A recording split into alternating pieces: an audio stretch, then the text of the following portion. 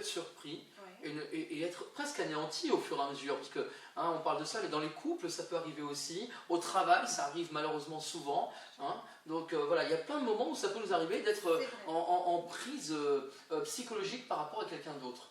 C'est très important du coup d'écouter, de voir finalement la personne dans sa globalité, de se dire c'est un comédien ou une comédienne par exemple, ou juste un humain qui hausse la voix. Est-ce que c'est grave? Ça, c'est censé me faire peur?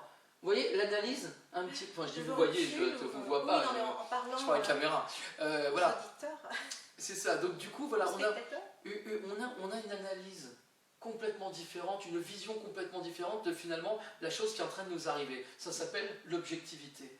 Être objectif au moment présent. Et à partir de là, on peut répondre avec beaucoup plus de calme, ou bien de manière plus virulente, parce que ça aussi on peut répondre pour calmer l'autre. Parce qu'on pourra doser en fait.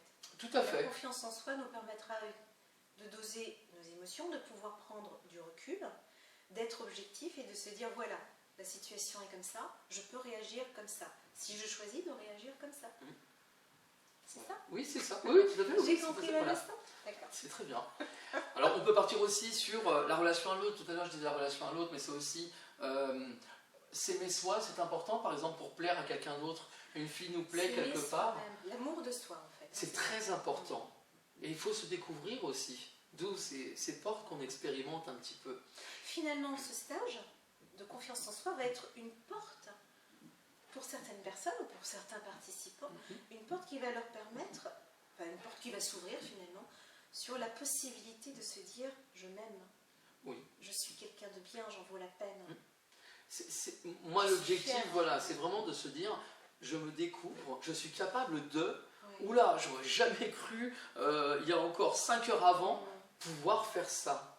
Voilà, la vie c'est un théâtre. Et le sentiment de se dire waouh, je ne savais pas que j'étais capable de faire ça et je l'ai fait, amène quoi? Amène un sentiment de fierté. Ah, oui.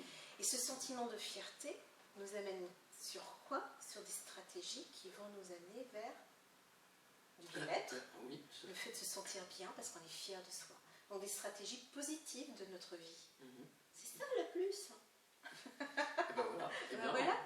C'est ce qu'on a envie de proposer justement. C'est ce qui sera proposé en fait en termes d'outils sur ce stage de confiance en soi. Et puis il y a le fait que ça nous retourne un petit peu les tripes et que chacun des participants reparte avec un vrai plus qui puisse améliorer leur vie dans les jours à venir, les semaines à venir. Tu es d'accord avec moi? Ah, moi je suis entièrement d'accord. Le challenge est à relever, donc avec grand plaisir.